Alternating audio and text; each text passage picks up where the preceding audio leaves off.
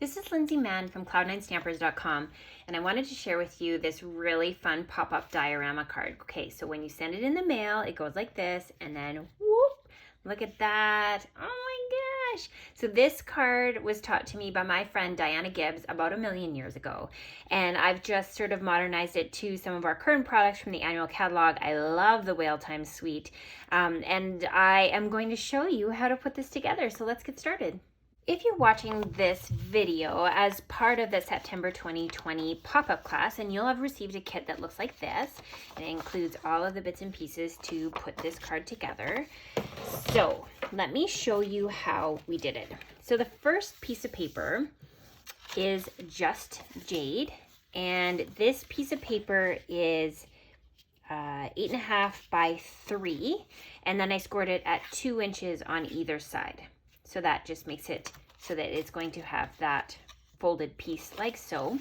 Now, before we put this together, I'm going to bring in some stamps from the Whale Done stamp set.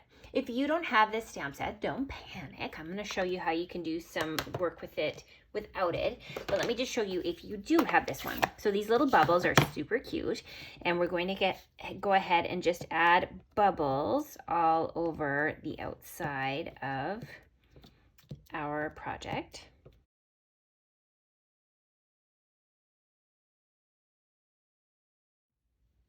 Next, we're going to bring in the seaweed, and we're going to go ahead and just stamp one full strength, and then move it along and stamp another kind of half strength. So it's going to make it look like one's sort of in the background. Next, you're going to bring in an aqua painter or water brush, and you're going to go ahead and grab some Whisper White craft ink. I've just created a petal with the reinker, and I'm going to go ahead and tap that over top to create kind of bubbles. Now, this is where if you don't have that stamp set, you could go ahead and just tap a paintbrush with ink over top of the cardstock to be able to get that look of bubbles.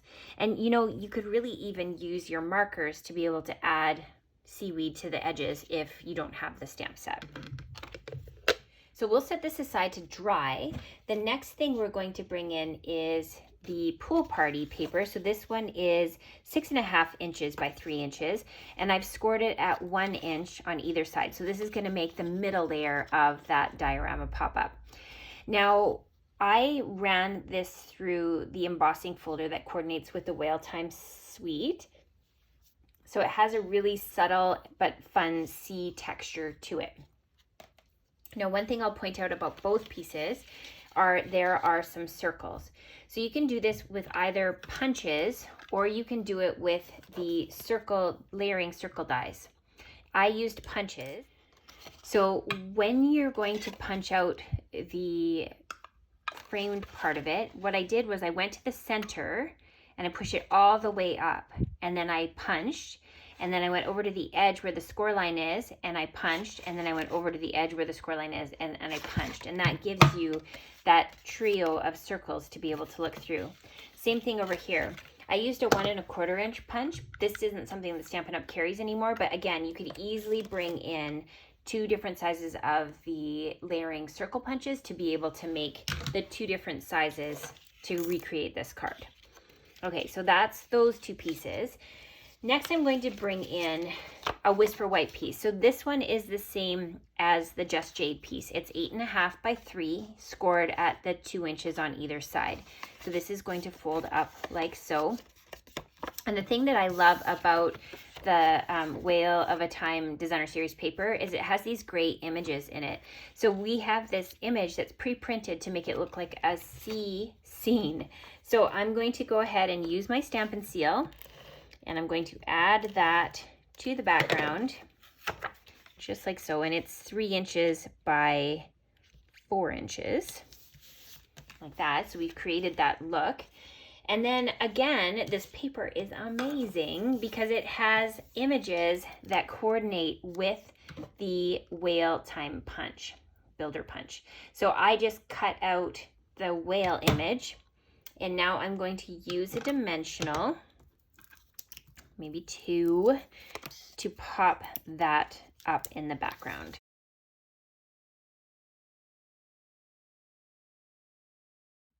Now before we assemble it, I'm going to add some little rhinestones to it. We want it to kind of look like bubbles in the water, so we're going to add those over here like this. Yes, okay. And then next, this is where the assembly part comes in.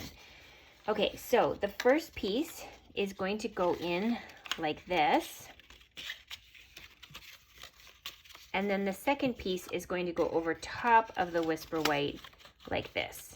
Okay, so this is where you can use tear and tape, you could use snail adhesive, you could use stamp and seal, and you're going to assemble it. So I'm going to do that now. So I've added my adhesive to it, and now I'm going to line up those pieces and just press it and give it a good press from the inside. And then same thing over there. You can see my adhesive is on there. I'm going to line it up with the score line, and then I just fold it closed just like that. So now you can see our little whale inside.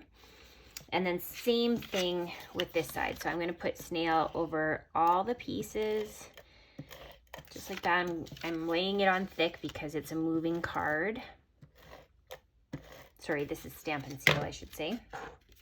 Make sure I've got my seaweed right side up, and now we're going to layer this over top. Give it a good press. And then same with the other side. This is so cute. Okay, so now we have our little whale inside, and like I said, when you send it in the mail, just kind of give it a press one way and the other. It'll lay flat like that. And then what I would recommend doing is writing your greeting on the back, so you can do the to from over here. The last part of this card is we want to add a greeting. So again, this greeting is coming from the Whale Done stamp set. However, if you don't have this stamp set, you could use any greeting that you like. A birthday greeting would probably work really well. So we're going to stamp that on the pool party piece. If you make a mistake, you can always flip it over. Okay, let's try this again. I love that. Whale Done. There we go. Okay, now I'm going to give a little flag. So with my scissors, I'm just going to cut down the middle, and then I'm going to go from one side and the other corner and meet up with that cut, and that makes it more or less even. So now I'm going to go ahead and use my adhesive and just go ahead and stick that on.